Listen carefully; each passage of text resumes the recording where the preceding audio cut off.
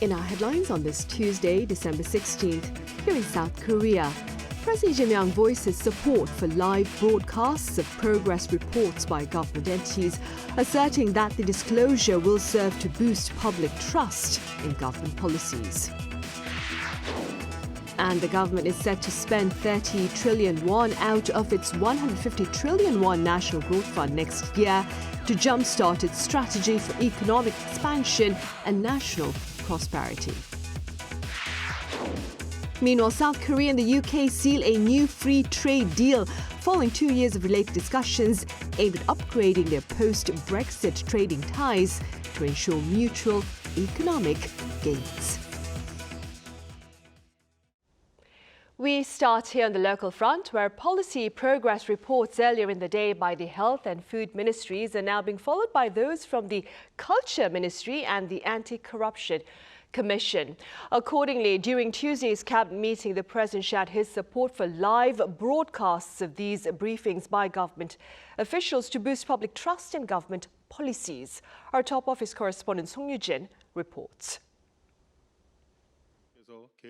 As government ministries and agencies enter the second week of policy progress briefings, now being broadcast live for the first time, President Lee Jae-myung says change may bring friction, but it is worth the effort. 부처 공무원들 입장에서는 새로운 방식에 익숙하지 않을 수도 있고 또 예년과 같은 형태로 업무 보고하면 아마 편할 수도 있을 겁니다. 그런데 정책 과정이 투명하게 검증돼야 되고 또 그 과정에서 집단 지성이 모여야 정책에 대한 신뢰도도. Lee made the remarks at Tuesday's cabinet meeting as opinions remain divided over the live broadcasts. Supporters say the move strengthens transparency and the public's right to know, while critics argue it risks turning policy reviews into excessive discipline or public shaming. Appearing to address those concerns, the president said the new format reflects his administration's principle that the government exists to serve the people. 국정이 이 국정의 주체인 국민들에게 투명하게 공개돼야 국민 중심 국정 운영이라는 게 말에 그치지 않고 제대로 될 수가 있습니다. President Lee also stressed the need to improve working conditions for civil servants who both design and implement policies on the ground. 현장에서 성실하게 또 충직하게 제 역할을 다하는 공직자들이 있기 때문에 대한민국이 오늘처럼 발전할 수 있었습니다. 그리고 또 더 발전하는 내일도 기약할 수 있을 겁니다. Noting that administrative demands are growing more complex while compensation has not kept pace, Lee called on his cabinet to consider bold incentives for officials who demonstrate exceptional performance. Song Yoo-jin, Arirang News. And the Lee Jae-myung administration is front-loading a fifth of its National Growth Fund next year to jumpstart its strategy for economic expansion and national prosperity. Our correspondent Kim Do-yeon has details.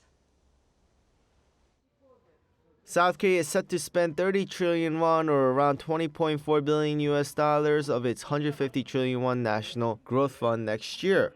Deputy Prime Minister Koo Yoon-chul convened the Industrial Competitiveness Enhancement Ministers meeting on Tuesday, which also served as the Growth Strategy Task Force.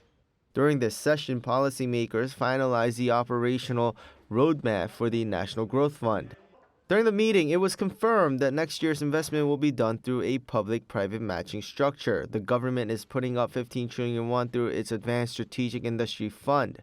The capital serves as a primer to attract another 15 trillion won in matching investments from private financial institutions and banks.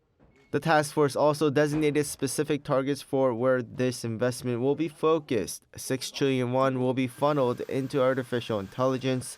The semiconductor ecosystem will receive 4.2 trillion won, and 3.1 trillion won is set aside for future mobility. But capital investment is only half the battle. The government is also moving to secure the physical infrastructure of trade. Facing rising uncertainties like U.S. tariff changes and supply chain fragmentation, the task force approved the Global Logistics Supply Chain Hub strategy. The specific goal is to secure 40 overseas logistics centers and 10 major port terminals by 2030. The government also plans to raise approximately 600 billion won through a citizen participation fund. This allows the general public to invest directly in these strategic industries to share the fruits of growth. To encourage participation, the government plans to offer tax benefits and provide subordinated financial backing to reduce investment risks for the public. Deputy Prime Minister Koo emphasized that the current administration views the next 5 years as a critical golden time for the economy. He pledged that the task force will continue to oversee these investments to ensure tangible growth. Kim Do-yeon, Arirang News. And South Korean businesses saw a boost in sales last year, largely driven by strong demand for chips. Our An Sung-jin covers the results of the latest related survey. Earnings for South Korean companies in 2024 increased on the back of a semiconductor boom. According to the Data Ministry on Tuesday, total sales from the 2024 survey of business activities, made up of nearly 15,000 companies and excludes the financial and insurance sector, reached 3,371.1 trillion won, or $2.28 trillion US. That's a 5.2% increase from the year before. In particular, net profit before corporate tax surged by 20.6%. An official from the Data Ministry said that the chip industry, which suffered a downturn in 2023, played a key role in pushing the figure before corporate tax amid the global AI boom. The Trade Ministry had earlier stated that South Korea's semiconductor exports totaled $141.9 billion last year, the highest level on record. Average sales per company also rose. By industry, sales saw a hike in scientific and technical services, transportation and warehousing, and accommodation and food services. Meanwhile, sales declined in construction and the electricity and gas supply sector. An Sung-jin, Arirang News. Meanwhile, following 2 years of talks, South Korea and the UK have finalized a new free trade agreement that upgrades their post-Brexit economic partnership. Our Park Jun-an walks us through the latest deal. South Korea and the United Kingdom have agreed to sign an improved free trade agreement that could benefit each country's trade terms. The deal was concluded after 5 trade ministers' meetings over the past 2 years. Monday's deal in London significantly eases rules of origin for key Korean exports. What stands out is that for automobiles, which account for 36% of South Korea's exports to the UK last year, worth $2.39 billion US, the local value-added requirement for tariff exemptions was lowered from 55% to 25% under the revised negotiations. This is expected to boost price competitiveness for electric vehicles, which often rely on imported raw materials for batteries. Barriers have also been lowered for K-food and cosmetics, allowing duty-free status even when processed with imported ingredients. Additionally, the agreement opens the British high-speed rail market to Korean firms and establishes a new framework for cooperation in AI and supply chain security. United Kingdom Prime Minister Keir Starmer welcomed the deal, saying it was a huge win for British business. British Trade Minister Chris Bryant also added that the improvements would give cast iron protections to our key industries to speed up economic growth as part of our plan for change. Before the finalization of the upgrades, the original FTA deal between the two countries was set to expire in January. The BBC claimed that the upgraded FTA secures tariff-free access for 98% of UK goods and will protect 2 billion British pounds of UK exports from an increase in tariffs. Meanwhile, South Korea is the UK's 25th largest trading partner according to the UK Department for Business and Trade. South Korea's Trade Minister Yo Han-gu said in the interview with the BBC that the two countries' economies can win together through cooperation, adding Britain could serve as a gateway for South Korea in its trade with Europe, while South Korea can serve as a gateway to Asia for British companies. Park Jun-an, Arirang News. Elsewhere, U.S. Commerce Secretary Howard Lutnick has welcomed Korea Zinc's plan to invest in a major critical metals refinery in Tennessee. Remarks to this end were shared on a social media post back on Monday, just hours after the South Korean smelting company announced that it had signed a strategic partnership agreement with the U.S. Departments of Defense and Commerce. Under the agreement, the partners plan to build a 650,000 square meter refinery in Clarksonville, Tennessee, as part of the so-called U.S. smelter project. Korea Zinc and the U.S. government are reportedly seeking a joint investment of some $6.8 billion for the project.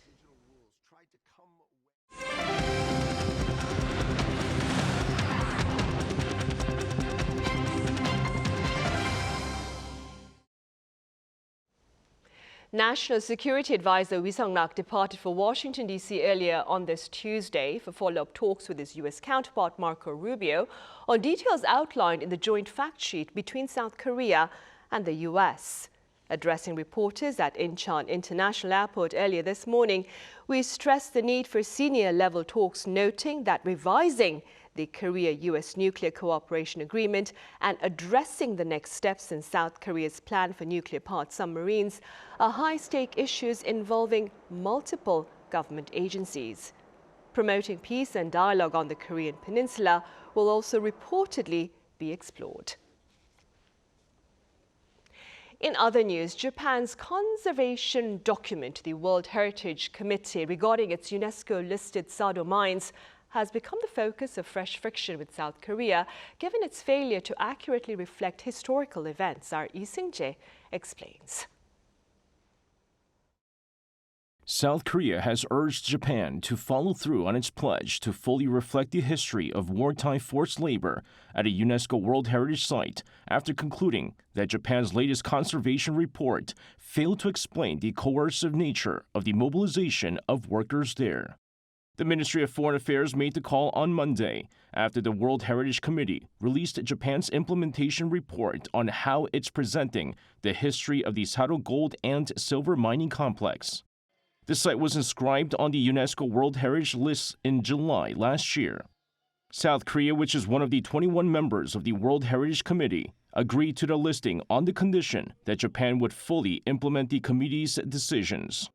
Those decisions included improving how the site's history was presented and interpreted, particularly its links to wartime forced labor. According to Foreign Ministry spokesperson Park Il, the report shows that Japan has failed to faithfully carry out the committee's recommendations, as well as the pledges it made during the inscription process. Park emphasized that the entire history of these Sado mines must be reflected at the site, not selectively presented. Park also recalled Japan's past commitments.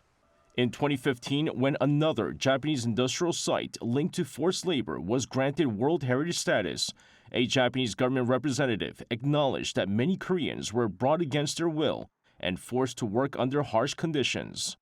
Japan pledged at the time that it would ensure that this history would be properly conveyed. Seoul has viewed that statement as a reaffirmation of Japan's commitment to present the mines as a former forced labor site.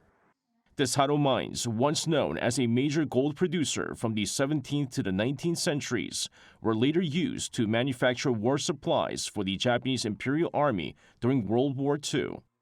More than 1,500 Koreans are reported to have been forced into labor at the mines between 1940 and 1945, when Korea was under Japanese colonial rule. Among Tokyo's pledges was the holding of regular memorial ceremonies to honor the victims of forced labor. This year, South Korea declined to attend the Japan-hosted ceremonies for the second consecutive year, citing disagreements over how the events should be organized.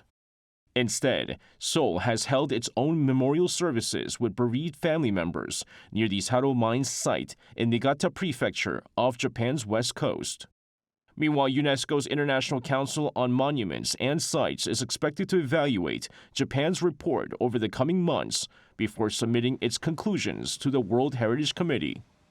Lee Seung-jae, Arirang News. Also on the diplomatic front, U.S. President Donald Trump claims a truce is on the horizon for Ukraine against Russian aggression. Our Ian Jin has the latest.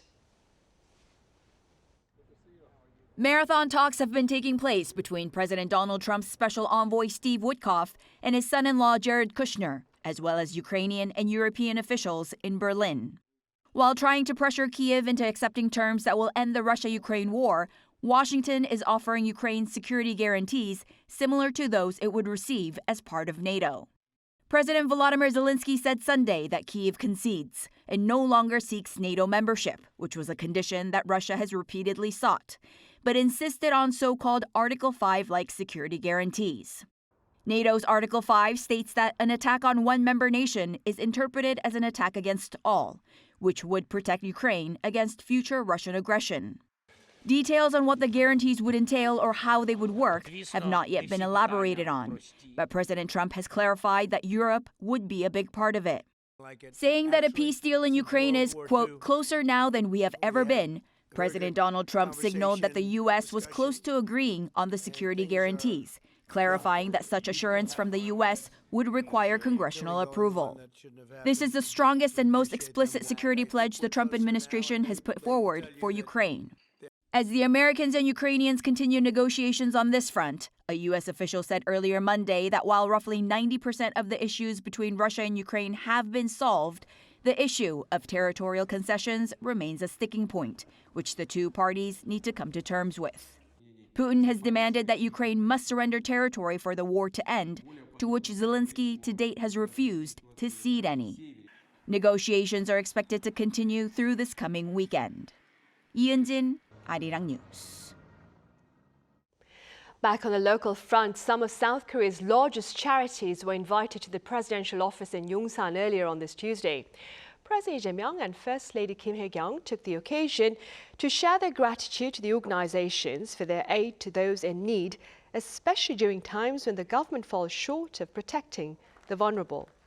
Among those invited were the Salvation Army, the Korean Red Cross, and the Community Chest of Korea, along with children who have benefited from their donations. The first couple also made their own donations to these organizations. A dining facility at a U.S. Army base in South Korea's Daegu City has robots cooking and plating meals that are ordered from a digital kiosk, offering human cooks time to truly hone their craft. Our defense correspondent Kim Bo-kyung was there. This is Market 19, a dining facility at the Camp Walker U.S. Army base in Daegu City. But you don't see any big batches or huge pots of food. Instead, there is a state-of-the-art machine that provides tasty dishes on demand when soldiers order them through the touchscreen. In just 5 minutes, a robot turns the ingredients into a dish with toppings on it. Managing the cafeteria has become much easier, with a screen just telling people what to do. So what is this screen all about? Sure, so this is our resupply screen. It helps us to know when ingredients are running low and when to restock them. So basically we need to restock this A1 ingredient. Broccoli is coming soon, and then also soon pork sausage slices. The system, the first of its kind at any U.S. military base in the world, helps improve readiness by allowing soldiers to get meals whenever they want. We basically took the hours of the typical cafeteria and we expanded it. So we're open from 0 to 7:30 to 7 p.m. every day. Gives the soldiers a healthy option all day for them to come in and grab a healthy meal. Around 10 dishes are on the menu, including Korean dishes added with Katyusha soldiers, the Korean augmentation to the United States Army in mind. But they are not just popular with Katyusha, but with all the soldiers. The most popular dish, chosen by around 70% of the soldiers, is pork jeukdapbap, with plenty of vegetables and chopped scallions on top. Robot-made dishes are not only providing soldiers with healthy, hearty meals, but also giving cooks more time to develop new ideas and experiment beyond standard recipes. But with this machine creating those same formulas for us, we can actually use that extra time given to us to hone our craft more. So you have a cook cooking in a regular dining facility who's doing everything by the standard, but people here, we would work to go beyond that standard and set a new standard for the future of nutrition and the military. A hearty, well-prepared meal powers soldiers' strength and readiness. Following a 6-month trial period, the USFK will decide whether to expand it to other bases. Kim Bo-kyung, Arirang News, Daegu.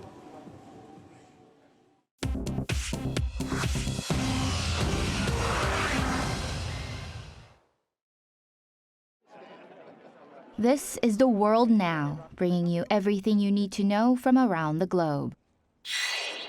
In the United States, Los Angeles police investigating the death of filmmaker Rob Reiner and his wife Michelle Singer Reiner have arrested the filmmaker's son. Police took Nick Reiner, aged 32, into custody on Sunday night on suspicion of murder. Authorities said prosecutors will review the case on Tuesday. Rob Reiner and his wife were stabbed to death in their Los Angeles home on Sunday afternoon. Rob Reiner is best known for directing films such as When Harry Met Sally and A Few Good Men. President Donald Trump on Monday publicly criticized Rob Reiner in social media posts and comments to reporters, saying that he suffered from, quote, Trump derangement syndrome. A Hong Kong court on Monday convicted pro-democracy media tycoon Jimmy Lai of violating the city's national security law, a verdict that could sentence him to life in prison. In a trial held without a jury, 3 judges found Lai guilty of conspiring to collude with foreign forces and publishing seditious articles. Authorities arrested Lai in 2020 after Beijing imposed the national security law following mass protests a year earlier. The 78-year-old was the founder of Apple Daily, a pro-democracy newspaper that authorities forced to shut down in 2021. The court will sentence Lai at a later date. The Sydney Opera House on Monday lit a menorah, standing in solidarity with Australia's Jewish community after Sunday's Bondi Beach shooting. New South Wales Premier Chris Minns said the lighting sent a clear message that the Jewish community does not stand alone, calling the candles a symbol of resilience and unity. Chu Ji-hyun, Arirang News.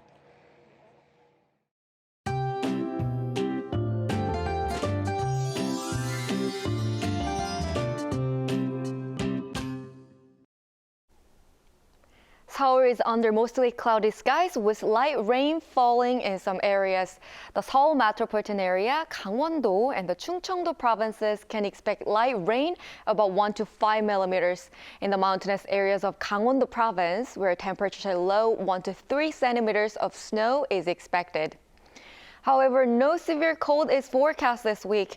Seoul's morning temperature climbed back above freezing to 2.2 degrees Celsius this morning, and highs reached 8 degrees, slightly warmer than the average for this time of year. Similar temperatures will be seen tomorrow. Seoul and Daegu will start off at 3 degrees tomorrow morning, with Chuncheon at 0 degrees. Highs will rise up to 7 degrees in Seoul and Chuncheon, 12 degrees in Gyeongju.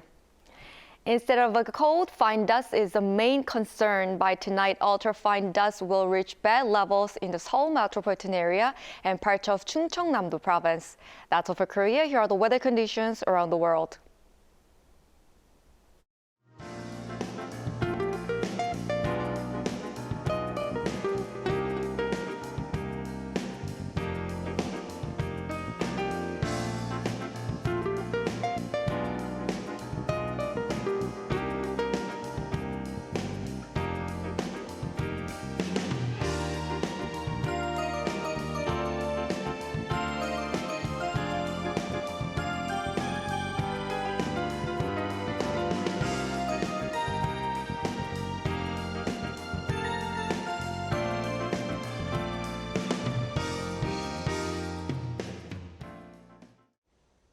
Those are the headlines at the Sahir in South Korea. As always, thank you for watching.